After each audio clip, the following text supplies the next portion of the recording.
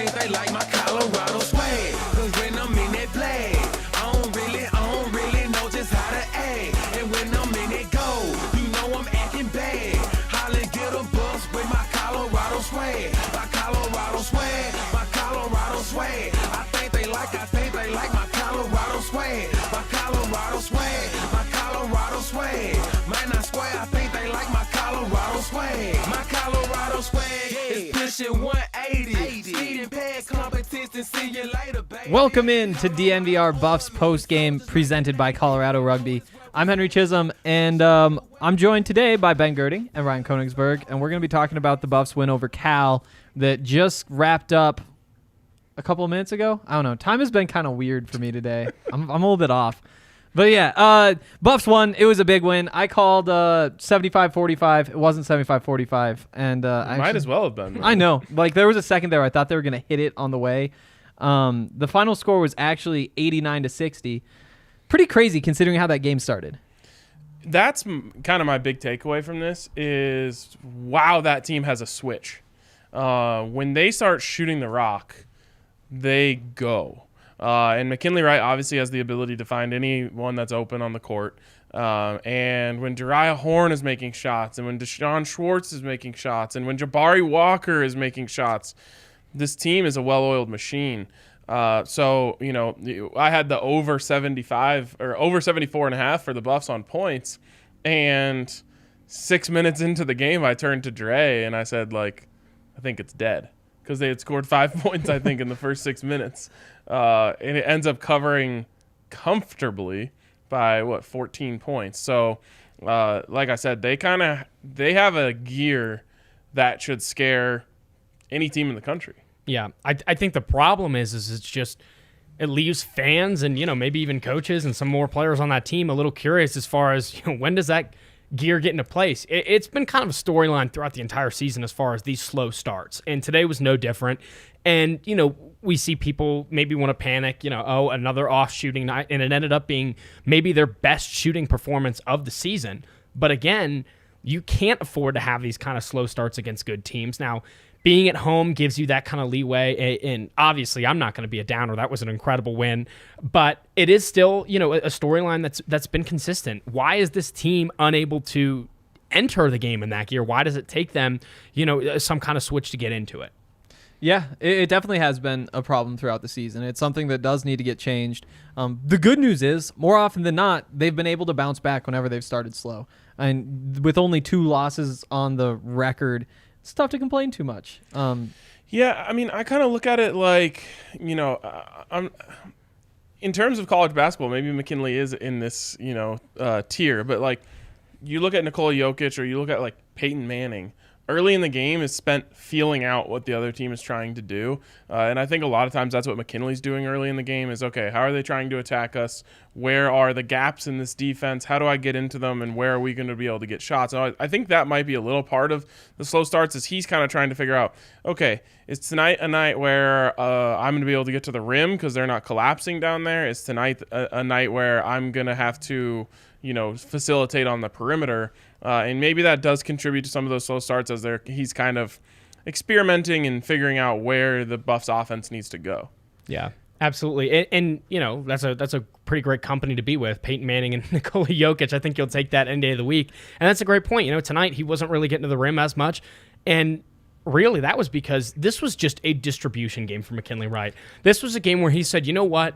I'm just going to go out there and prove that I can do whatever I want. Tonight, it was just having 12 assists and setting a new career high in assists. But at the same time, you saw points in that game where he was just able to score at will. That way, because I think he knew in the back of his head that this game was going to be rebroadcast a lot today because that's a really big record. So I think he wanted to make sure he kind of padded those stats a little bit at the end and get that double-double. That's what I think he did, is he walked into the game being like, I'm going to set the assist record on an assists game. And the fact that he can do that shows you, one, how good this team is, and 2, how good he is.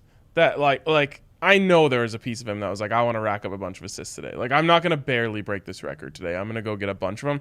And then at the end of the game, he just decided, like, I'm also going to show everyone that if I wanted to, I could have scored a bunch today. And then he scored like 4 buckets in a row or something like that.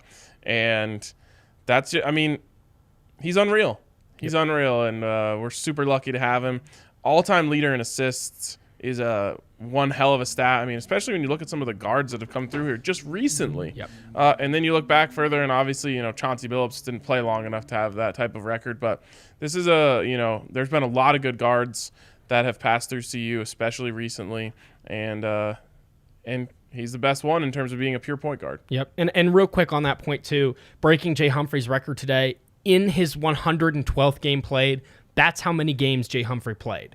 So it is a 1-for-1 comparison as well. So you can't say, well, McKinley Wright played more games or whatnot. He is the best passing point guard in the history of Colorado. And right now, he's on pace to become the first 1,600, 600, and 600 player in the program. Pac-12, right? Yeah, that too. I mean, he's incredible. He is a top, he's in the conversation as one of the best players to ever play in Boulder, absolutely. And today is just one more notch in the belt. Yep. It was definitely a great day for Ken, definitely a great day for Buffs fans.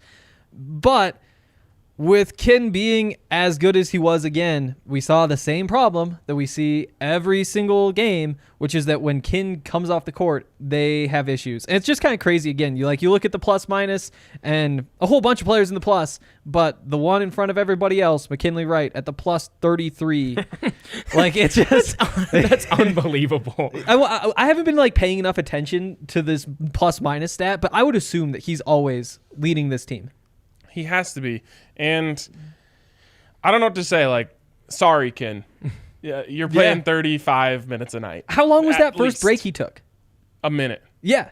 Yeah. It's essentially just get him on the bench, have a sip of water, take a deep breath, and then get back in there. Maybe give him a coaching tip, hey, look out for this. Keep passing the ball. It's working. Find Jabari, as we'll talk about later. But on that point, real quick, I want to talk a little bit. Luke O'Brien getting some first segment love here. He looked comfortable out there. Though? Because here's why. Here's why I'm going to say it. Keyshawn Barthelemy hurt. He's day to day. He warmed up today, but he was not able to play. Without Keyshawn Barthelemy, they are desperate to have someone come in those 5-6 minutes. And every other game to this point, it's been Dominique Clifford. And Neek we've talked about it. He does not look ready. Now, Luke O'Brien, I'm not going to say he's going to be a better player than Neek Clifford. I don't know if he's better than Neek Clifford right now. But from what I've seen from him in limited minutes is he scores the ball better and he has a tighter handle. And for 5 or 6 minutes in a game when you just need to give Ken a breather, that's who I'm more comfortable with because Dominique Clifford right now, it worries me when he brings the ball up. It worries me when he takes a shot. Luke O'Brien, if you tell him in reserve minutes to just kind of play point guard and distribute because he's got that tight handle and he's a little bit quicker off the ball, I feel better about that. Now, granted, but what I was going to say is Keyshawn should be back for Stanford, so this could be a moot conversation. I don't really want either of those guys on the court right now. I'm excited about them as players, but neither of them are ready. I'm glad that Luke got a bucket. He also had a couple times where he got into the forest where he shouldn't have been. And a couple of times came out with rebounds. Yeah. Not a bad. It wasn't bad by any means. It's just, it's clear there's a drop off in the rotation after what they have right now, and that's okay. It is okay because the rotation is going to get shorter as the season goes along. You're going to be able to just pack in your 5 starters with probably Maddox coming off the bench. We can have this conversation later, but they really are 7-8 deep with guys who you really want on the floor. And that's without Dallas right now. Yeah, I'd counted him. But okay. I don't know. It's weird today, though. You take out Dallas and you take out Keyshawn, 2 of your main rotation players, and then you blow out a Pac-12 team. Now, it's not a good Pac-12 team, but, a lot of teams would have an excuse today to not be great. 2 of your main rotation players weren't in there, and they did get off to a slow start, and then they turned it on and never turned it off again. Yeah, and real quick, too, Cal didn't have Matt Bradley. Matt Bradley is one of the most dynamic players in the Pac-12, and they have not been the same since his injury. So, the level of competition as far as their best player, that wasn't there tonight, but that does not necessarily take credit away because Colorado was missing 2 of their key guys as well. And again, this is still a Power 5 team, a conference opponent. It's just a really impressive win all the way around. It was. Any other takeaways before we move along? I can't wait any like it's actually criminal that Luke O'Brien was brought up before Jabari Walker on this show.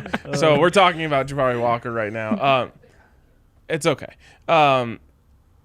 He's like blossoming at an incredible rate right now. He went from like that first game, like, wow, this is going to be a good freshman, to now like, where does he rank in terms of best players on the team?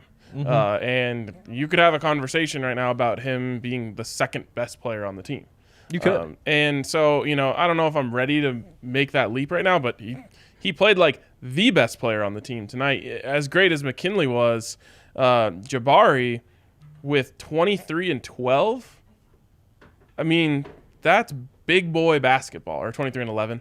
I don't know what it 9 was. of 13 from the field. 9 of 13 from the field. 3 of 3 for 3. 3 of 3 from 3. I mean, he looks like a star. He looks like not even a future star anymore. He looks like he's ready to be a star right now. And we talk a lot about X factors, and I always bring up Deshaun Schwartz as an X factor for this team. Well, if Jabari Walker just starts being a top 3 player on the team, then he becomes the X factor, and Deshaun Schwartz becomes like what you get from him as a bonus. And we saw that tonight. Jabari popped off. He's now 5 for 5 in his last 2 games from deep. And Deshaun Schwartz casually puts up 18 points on his own, has one of his better nights of the season as well. I mean, you're really seeing It's a quiet 18. Yeah, quiet 18. But I think he was 3 for 6 from deep too, which is good for him. He's shooting the rock now. Yeah, he's getting that confidence back, and it's really translating to the rest of the team. And kind of on that same vein, now you're starting to see the problem that we talked about in the preseason of you've got a major problem if you're Tad Boyle. Who are you going to get on the floor? Because Jabari Walker deserves to be a starter. He is a starter on, I would say, probably every other Pac-12 team in the conference. Yeah. And you could say the same thing about Jariah Horn. Yep, exactly. And so let's do it then. Let's build rotations. Who's your starting 5 and who are you bringing off the bench? Man, I don't know. I mean, I think you probably stick with your original starting 5, and now you have a really potent bench unit with Jabari and Jariah. I mean, eventually you're going to have to put Jabari in the starting lineup. And I think Tad was kind of like leaning on the fact that, like, oh, he's a freshman and, we're going to have to ease him in type of thing. Eventually you might not have a choice, but, like, this is an incredible problem to have going, being able to go start the game with McKinley, Eli, Deshaun, Evan, and Dallas, and then bring in a bench unit that, we still haven't seen the best of Keyshawn Bartholomew. If he ever gets it going, like, you're close to having 2 Power 5 Pac-12 caliber starting 5s in terms of, bringing out Jariah and Jabari out there, going a little smaller, and you can mix in McKinley with that unit. You can mix in Evan Batty with that unit. This team, like I the way I tweeted this out is the Buffs are starting to look dangerous.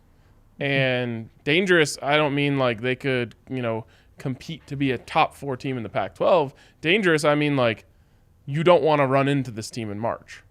Especially if they shoot like they shot tonight. Yeah. Absolutely. And I think that really is the X factor. Like when they're clicking, it's because they're knocking down the shots inside. And because they do have the guys who can stress the defense inside, stress the defense outside.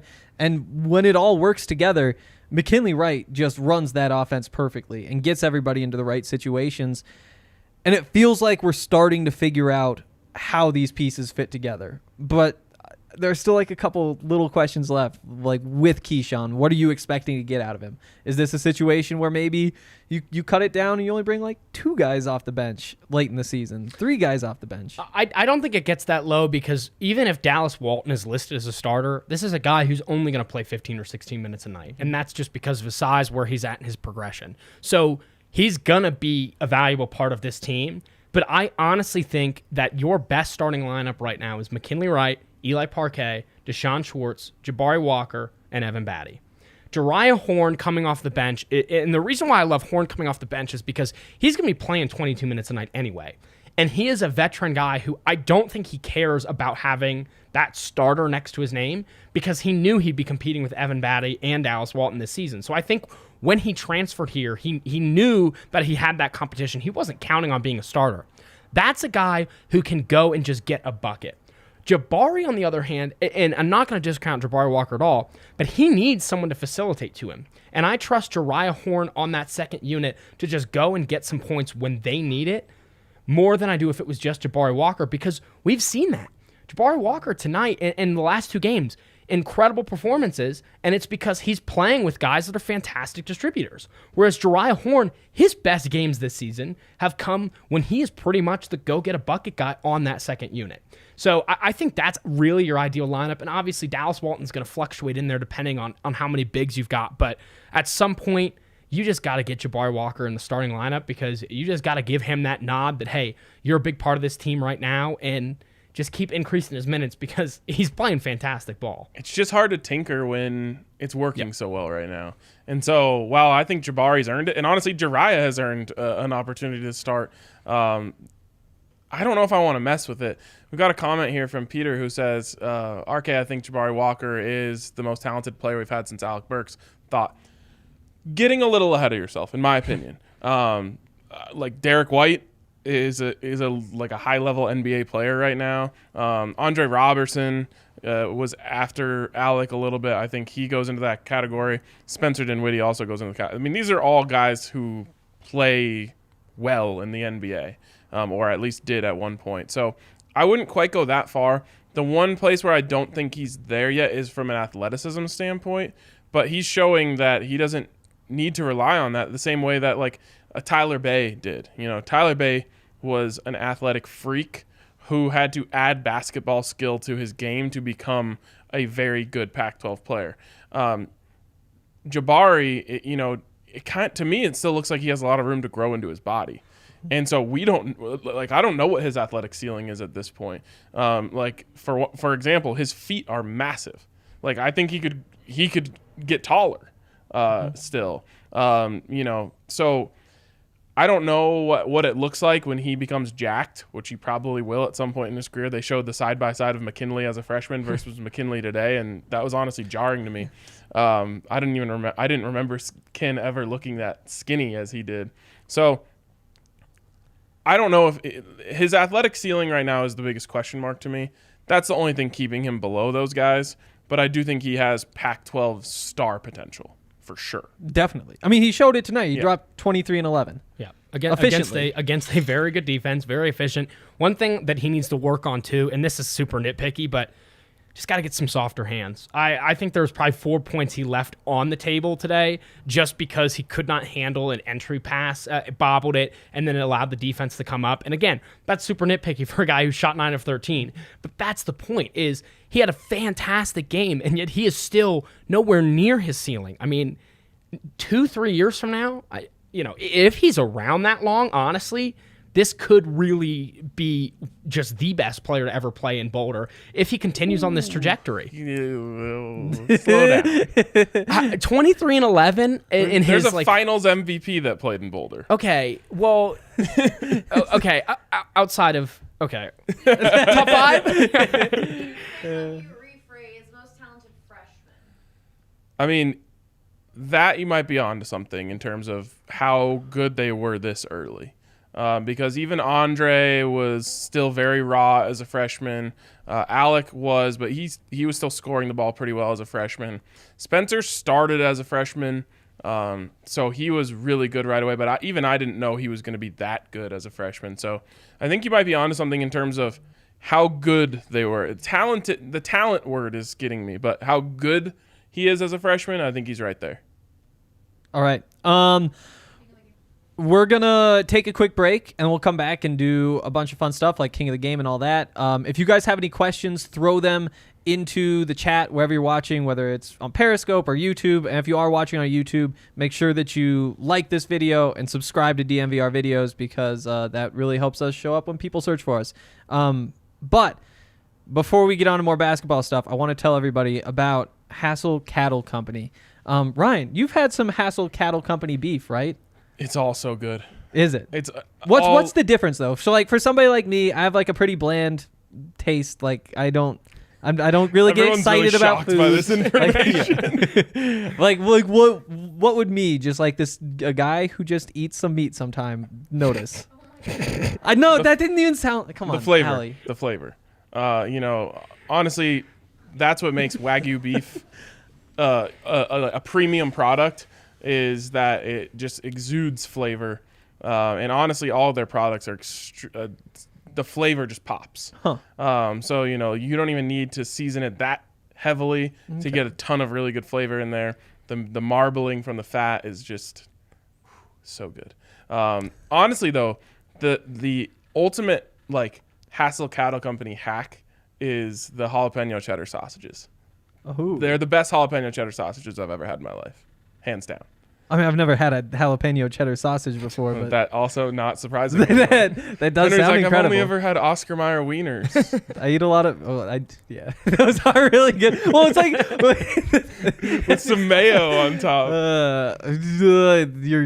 you're right. Like, you can't I make fun of know. me if you know you're right. Like, these aren't like shots in the dark. You need to 8 Mile it and make fun of yourself before I can do it. I usually beat you to it. I Like, know, you do. Yeah, you got me. But yeah, like Ryan says, Hassel Cattle Company equals hassle-free meat life. So make sure that you're taking advantage of all these awesome deals that they have, including for DNVR members. If you use the code DNVR10, you can get 10% off your order. It's any order over $200, you get free shipping. So many awesome things going on. It's well known as really good Wagyu beef. So get some. Also, Ben, your flashlight's on. thank you, idiot. How's your meat, Henry? Wait, what? I mean, okay, that wasn't even subtle. That was just mean. DraftKings Sportsbook. I just got a tweet notification from Ziskin. That's what you love to see. He has thoughts. But yeah, the DraftKings Sportsbook. So many awesome things going on. Hopefully you guys made money on the Buffs. They covered. Ryan, you made money on the Buffs because they scored 75 points, right? Yeah, we needed over 74.5. Andre was right because I wasn't fully confident in it. He's and those are Andre's favorite picks. He's like, if you're not fully confident in it, then I'm going 2 units on it. And hopefully he did. Although he never actually follows his own advice from the show, so he probably didn't. Yeah, like Dre's whole betting thing is that he has like a whole bunch of like numbers and like the stats and everything that he does is like backed up by math. But then also he hears you say, I kind of like this, and says, 2 units. Smart. Half of betting is vibes. Huh. I feel like it's more than half to me. Could be more. Yeah. It's just... But I will say, if you listen to DNVR bets and you take Andre's advice, something that he never actually does, you can make a lot of money. You can also make a lot of money if you download DraftKings Sportsbook, because to celebrate this year's football playoffs, DraftKings is giving all new players the chance to bet on any of this weekend's professional football games at 100-to-1 odds. You bet $1, you get $100 if the team you pick wins. And there's plenty of other awesome stuff going on with odds boosts and all that. So make sure that you download the top-rated DraftKings Sportsbook app now. Use the promo code DNVR when you sign up to get 100-to-1 odds on any football game this weekend. That's code DNVR for new players to get a shot at $100 on any football action this weekend for a limited time only at DraftKings Sportsbook. Must be 21 or older. Colorado only. Restrictions apply. See DraftKings.com/sportsbook for details. Gambling problem? Call 1-800-522-4700. I've been wondering if you guys are both looking at me, but I obviously couldn't look away for the last 15, 20 seconds because I'm reading You should this. have that memorized by now. I don't have... I'm not wasting space on memorizing this. I have an iPad. We're not going to... Fine. Subtle flex, but okay. DraftKings king of the game is Jabari Walker. And I found the word that I want to use for Jabari Walker. Oh, good. In terms of what Peter was saying in the comments. I say he's right up there as one of the most skilled freshmen to come through here in a long time. So I think that it's not talent, it's skill. And those two things go together, and you have a really, really great player. And he is very talented. He's more skilled right now. And like I said, if he hits the weight room, gets the vertical up a little bit, all those things, that his ceiling is ridiculously high. Yeah. Of all these numbers, we've got 4 numbers listed here for the DraftKings King of the Game. Do any of you know which one is my favorite? Probably the minutes. That seems like the dumbest one. Well, you would be right.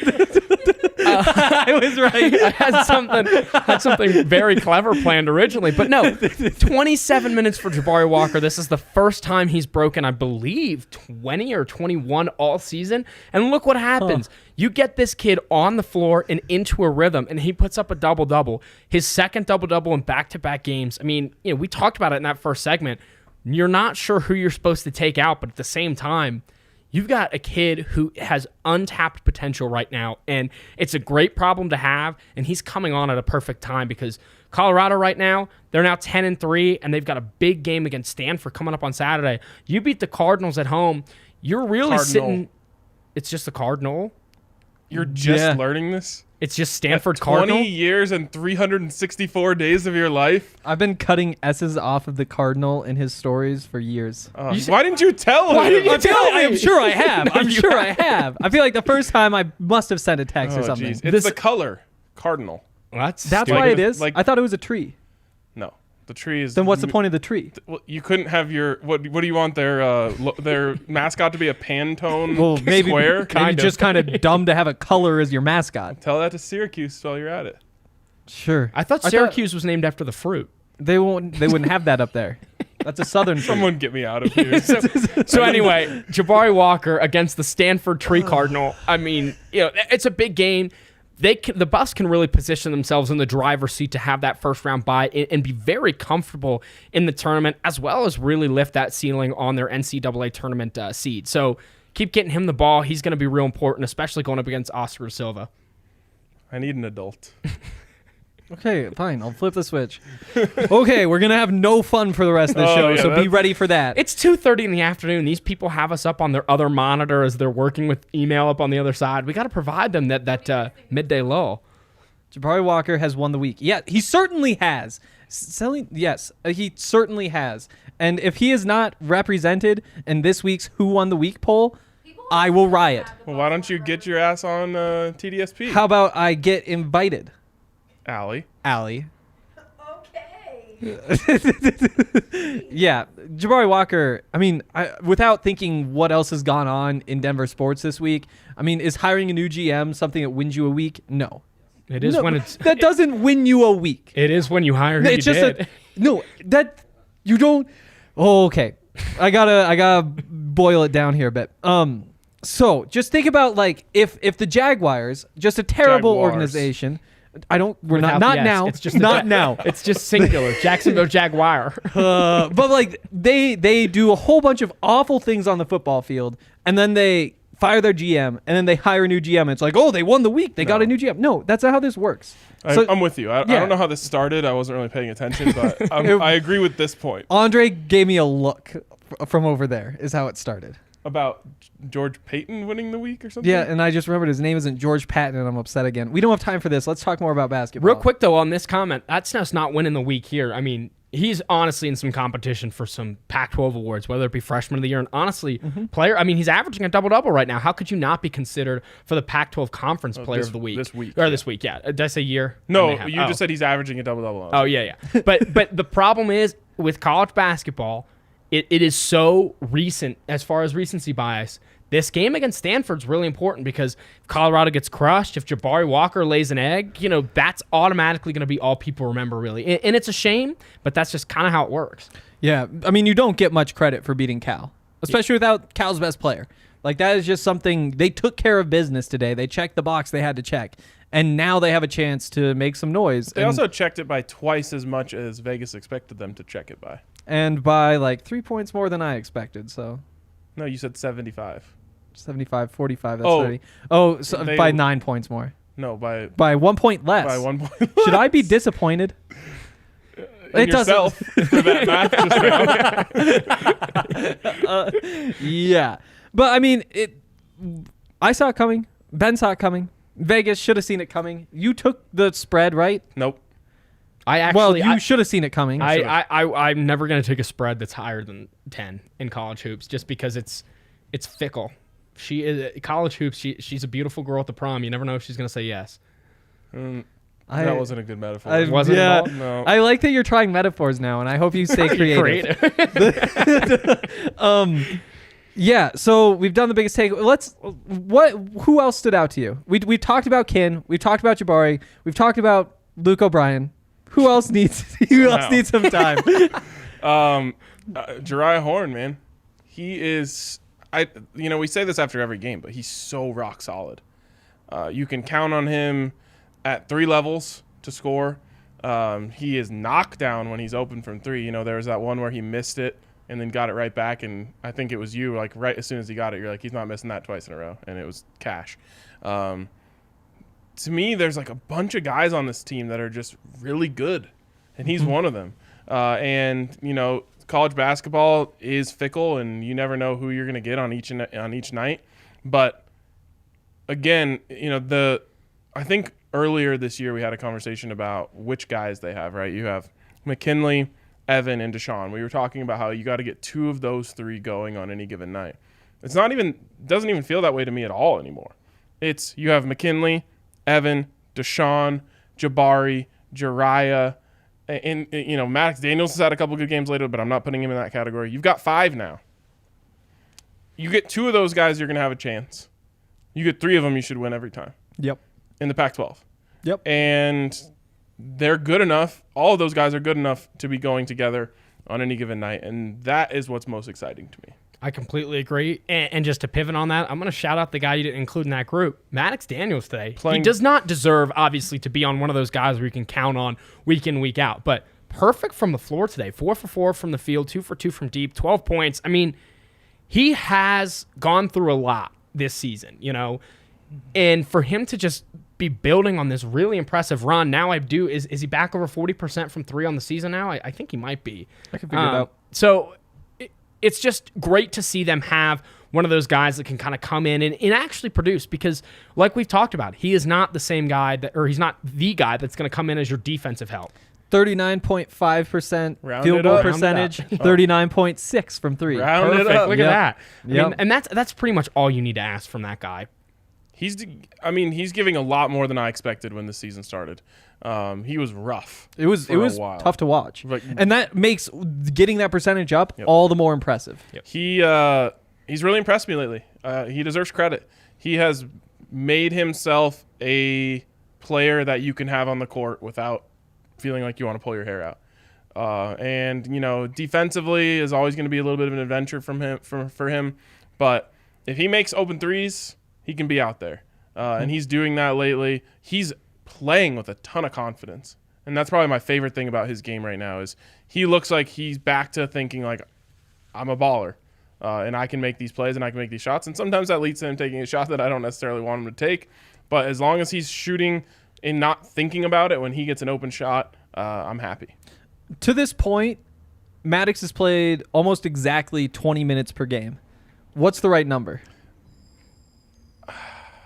I don't know. It feels okay to me. Yeah? I think sometimes it feels like he's out there a little too much. And maybe as you start to get these rotation players back, his minutes go down a little bit. But yeah, I guess you probably don't need him out there for half the game. Maybe 15 is the sweet spot. Yeah, I think 10 to 15, and obviously it's going to depend on the game. Like tonight, he got an extra 3 minutes just because he was out there running with the the walk-on unit and whatnot. But I've said it before. I want to see it just to try it out and see what it looks like. I want a lineup with McKinley Wright and then either Eli or Deshaun Schwartz at the 2, and then Jariah Horn at the 3, and Jabari at the 4, and Evan at the 5. And now we might not see it, but against teams like maybe USC, teams where you're going to have trouble with Evan Mobley inside. You need more size on the floor. I would just love to see how that works because Jariah Horn, I think, would work perfect as a 3. Just kick him on the outside. He's going to knock him down. And also, he can handle the ball fairly well if he needs to. Mm-hmm. Tad has a lot of options. I'm curious to see how much he changes things just because it's working right now. Right. I don't know if he wants to change anything. I remember, back in the day when Askia Booker came off the bench for most of his career because Tad just liked it that way. And it worked really well. And so you get your bench unit going and you can go a long way. The biggest problem right now for the bench unit is point guard. And Luke O'Brien. No, just play McKinley the whole game. I'm sorry. That's my answer to this is you obviously are going to work in Keyshawn and give him opportunities. But I think when push comes to shove and big games come around, you're just playing McKinley 37 minutes or whatever it ends up being, like, and just saying, like, sorry, Ken, we need you. Real quick. And he's going to do it without hesitation. He doesn't care. No, absolutely. I mean, when it comes late February into the tournament, he needs to be playing 38 minutes a game. He gets 1 minute in the first half. Maybe you can give him 1 minute in the second half, depending on when it is. But my question to you both is, I agree. If something ain't broke, don't. What's the phrase? If it ain't broke, don't fix it. That's the one. That's a tough one. That's the one. I was still thinking about the Now, prom. first he's going for metaphors. Now he's trying phrases. What do you do Throwing when up Dallas right before our Walton is eyes. back? Because it is rumored that they want him back for the Stanford game. Where do you put him in? Do you put the same starting lineup you had coming in before the injury and just kind of go with it from there? Because this is the best Colorado has looked in a 3-game stretch in a long time. They're putting up good points, and even against Utah, if they couldn't score from the perimeter, they found other ways to do it. So how do you then work in guys like Keyshawn and Dallas Walton when they're healthy? It's a really good question, and I wonder if Tad has a little bit of license here to say, like, oh, his first game back, we're not going to throw him right into the starting lineup. We're going to, bring him off the bench and experiment with that. Again, this is such a good problem to have because Dallas Walton is a guy who can get you a bucket if you need it. He's not. You're glad he's not your primary scorer, but when you look at bench units around the Pac-12, and not everyone has this many guys who can score. And you even look into the NBA, like the Nuggets are off to a slow start, and up until very recently, a lot of it is because the bench unit isn't good. Like when you have a good bench unit, it gives you a huge leg up around the competition. So Tad can maybe use these first few games that Dallas comes back to experiment with something else and see if it works. I'll be interested to see what they do. Obviously, you want his size against Stanford.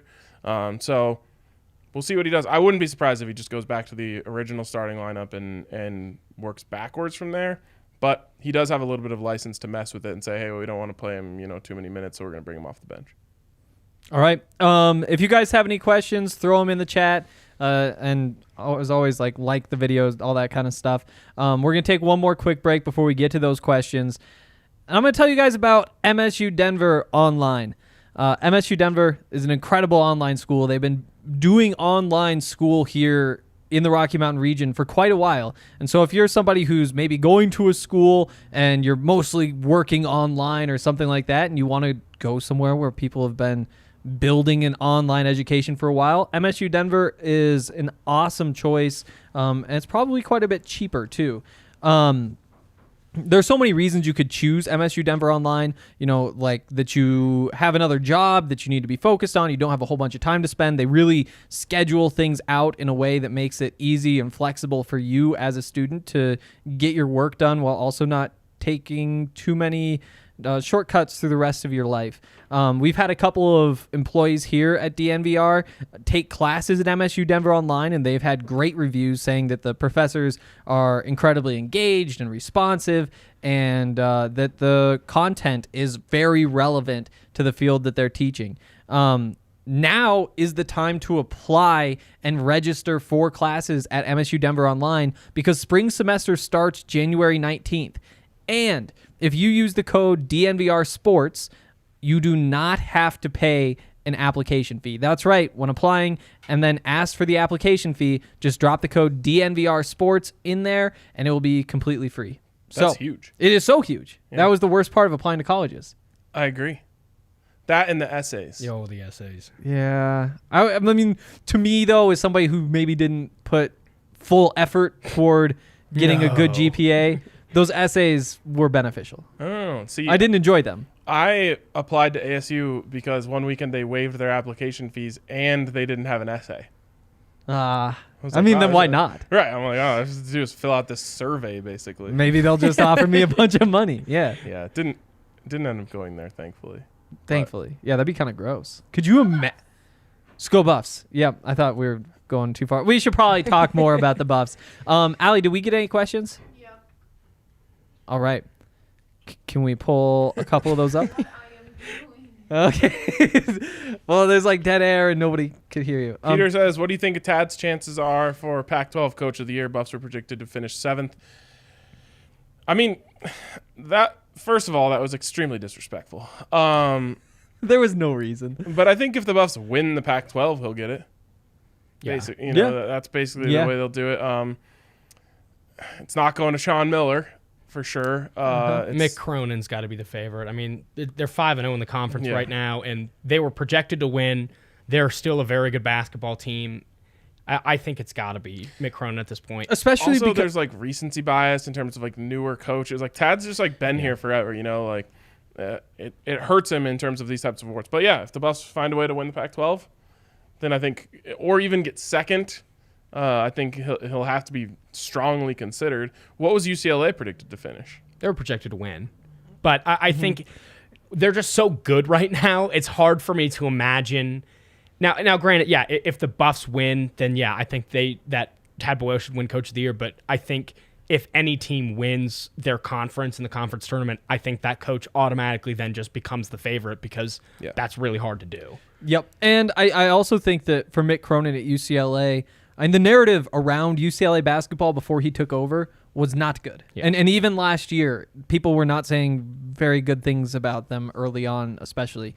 And so for this year, to have come this far through all that and have this now, even though this is supposed to be like a one-year award, these sorts of things never are. And I think that Mick Cronin would get some points for the whole process. Yeah, but the great thing about Mick Cronin as we're sitting here to you Buffs fans is I've got a lot of experience with Mick Cronin back at Cincinnati. And the great thing about Mick Cronin is he is the best regular season coach I've ever witnessed. And he is almost guaranteed for a first or second round exit every single tournament. It doesn't matter if it's conference or the NCAA tournament. So UCLA, they could run the table in the regular season and be out the first time they play in the postseason. And I would not be shocked in the slightest. It's good to know. Although, do you cheer for Pac-12 teams in the tournament when they get there? I do. Yeah, that's like the only place where college basketball is so weird because I'm just so used to, like, I always want the Pac-12 football teams to lose. And then you have to like switch that for basketball. I have like this affinity for the entire Pac-12, which I know turns off some Buffs fans who are like, no, you hate Oregon. It's like, well, I mean, like, it's cool, and they're like the flagship, and if they do well, it helps everybody. And like, I can kind of get behind it, but I see that as a Buffs fan. I mean, I just think, to me, there's certain teams that I just won't root for. Like if USC's in the tournament, I'm not going to root for USC, But a team like Cal or Stanford, I don't care, It really comes down to like a respect thing. So even I catch myself, even in like the bowl games, I guess I end up rooting for the Pac-12 just because I'm like, all right, well, we need the conference to get a little bit of respect. I guess it's early in the season when I don't want them to win because I think in my mind, it makes me think they're more beatable for the Buffs. Yeah, I guess that's fair. Anyways. Questions? Ziskin in the comments. Lawson Lovering coming next year. The front court is going to be a problem. Yeah, yes. Zisk is huge on Lawson Lovering, and Lawson Lovering is also huge. He sure is. I mean, geez, I hadn't even thought about that much. They could be nasty. Yep. In front court, like when you have a dominant front court, especially in a conference like the Pac-12, it can take you a long, long way. Yeah. I mean, because there are so many teams that just can't match up. And that's a problem that the Buffs had quite often last year when Dallas Walton wasn't playing or was working his way back and was taking games off, that sort of stuff. They just couldn't throw anybody out there who could match anybody who is 6'10" or bigger. And there were quite a few Pac-12 teams that had a couple of those big guys. Yeah, I mean, you look at Arizona. You also look at that game against Kansas, and it was a fiasco. Who are you going to put out there? So, yeah, establishing that front court. I mean, Tad Boyle with the freshmen they have right now with Nick Clifford, Luke O'Brien, and obviously Jabari Walker, and then next year's class, I mean, it hurts that you're going to be losing a lot of guys. McKinley Wright is almost a shoe-in to leave. Whether or not Dallas Walton, Jariah Horn, and Deshaun Schwartz stick around is, I mean, I guess it's kind of up in the air. But the young guys that you're bringing in mean there might be a little bit of a gap for maybe the beginning of next season where the team is just trying to figure itself out. But it's not because they're not talented. It's just because they don't have that collegiate experience. I mean, it's true of any team in any sport. You lose a player of the caliber of McKinley Wright, and it's just going to take you a little while to figure out what life is like without him. Everyone is going to kind of have to redefine their role without him. So, leadership is going to be a big void and see where you fill it there. You obviously need at least one of Neek or Luke O'Brien to be a hit. A guy who can really come in and play big minutes for you. And who knows, kind of where those guys end up. But Or Keyshawn to take the leap. Keyshawn would be huge. Yeah. And I think that's kind of what Tad's been planning on here for a little while. So he's obviously capable, or at least he looks obviously capable to me, just in terms of his skill and abilities. Once he's going to need the shot to start falling and all that, going to need to keep getting stronger. But that front court, I mean, you even go back to just like the Josh Scott and Wesley Gordon days, and it's just like you felt like you had a chance in just about any Pac-12 game just because of those guys, and because mostly Josh Scott. Like if you have a guy on the block who can just give you 20 points, which he basically did most nights, it changes the game completely. All right. Do we have any more questions? We've got your mom chiming in. My mom. Ben is correct. Working on dull stuff while listening to you so guys. hard for you to read Thanks that. for the. Well, I don't know. This one was. I don't know why it's so much tougher. This. Yeah, Penny, he needs some help over here. Contact glasses. I don't know. Just a Yeah. Hank some new glasses. 10 days to my birthday. I'll take glasses. That's a really good one. That's a good birthday. That's such an adult gift. I know, but like as I'm leveling Growing up up right here. before our Yeah. eyes. During the show. Can you shift over so the light isn't causing you to be like a vampire? What? Head. I think. I don't think it's the light that's Which doing way? that. I think we're about to wrap up, so Yeah. Oh yeah. Oh yeah. Plus, I just realized nobody can hear Allie. Give some love to Deshaun. I mean, I can't. Yes. You said he had 19. I can't pull. I think it was 18, the 7 of ESPN 12 from the floor, 3 of 6 from deep. Yeah, and it's the points from deep that I think really stand out. I mean, because that's what he has started to consistently provide is just some real shooting, and he's a threat from out there. And if you get him going, and you get Maddox going, and you get maybe even one other guy going, how do you even stop that offense? He was 3 of 6 from 3, by the way. He's been awesome. Yeah, Quietly awesome. He's taking advantage of his mismatches in the post. He's making open threes. He's really living in the corner right now, which has kind of always been his spot. So, again, there's so many different guys who can kind of unlock this team to new levels, and right now they're clicking. Yeah, Deshaun Schwartz, I mean, he's not just coming in as a shooter. He's coming in as a, what do you need from me tonight? Yeah. Like against Utah, it was really his work on the glass that really helped because he was a leader in rebounds in that game. Was he 15 and 15? Was that Yeah. his stat line? I mean, that's unheard of. And then tonight he comes out and just drops 18 because Jabari Walker can clean the glass for everybody else. So he's doing exactly what he needs to do. He's fitting into this role of just kind of a multi-tool that Tad Boyle has in his pocket. He can whip out whenever he needs it. yeah. He's shooting 44% on the season from 3 So after good. today. So you got him over 40, Maddox at 40, Jariah over 40 still. He's probably flirting with it because he's been a little bit off recently from deep, but yeah, he's probably still right up around there. Yeah, And then Ken, I think, is still around 35 or 36. Yeah, Dry shooting 43%. See, he's shooting Adam Natty's 43%. shooting, I think, 50% from three. Yeah, Dallas wow. Walton is over 50 from 3 too, isn't he? This is just the game stat. I would imagine that all the players you're Jabari naming. shooting? Wow, you Honestly, guys faster. have you ever heard of the internet? I feel like you would have Mine's a not good time working. with the internet. Okay, we're gonna check on Jabari Walker. honestly might be over 50. I mean, he's 5 of 5 in his last. He started pretty slow, but 5 makes in a row will change things quickly for a guy who doesn't shoot that many. What's your guess? This I'm would have been a guessing- more fun way to do this. I'm guessing he's shooting 50%. I'm gonna say 42. 52.4. No, he's not. Oh my god, Yeah, that's ridiculous. it is pretty ridiculous. So the question now becomes who isn't shooting over 50% on the team? I can Eli?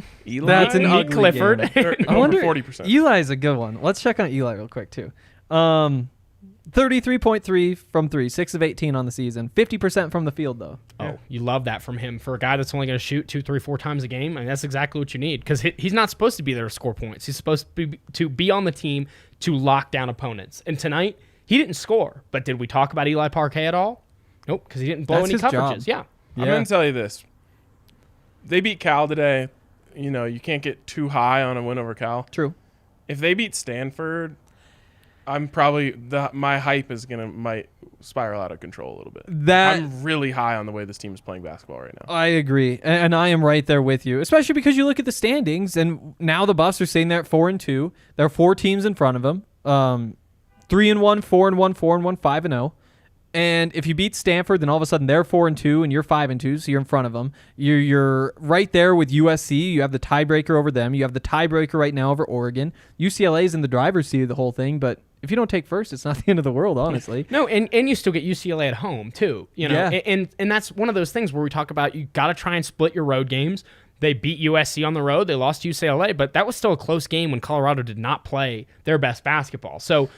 And you see where the position they're in right now because of what we talked about early on. You know, we said you got to steal one on the road and you'll be fine. And what, they started 1-2 on in the conference, Yeah. 2-2. They Yeah, did start 1-2, and started they're 1-2, and that's 2 what and we 3 said on they the had to road. do. Yeah. Yep. And now that you see exactly what we're talking about, they're 4-2. They got an opportunity to move on to 5-2, and then the schedule after that is like pretty nice. It is. After that, you've got Washington. That should be a win. That should after be a game like tonight where you win by 30. even on the road. Yeah. Like that is the expectation. Then you have Washington State. They're tough.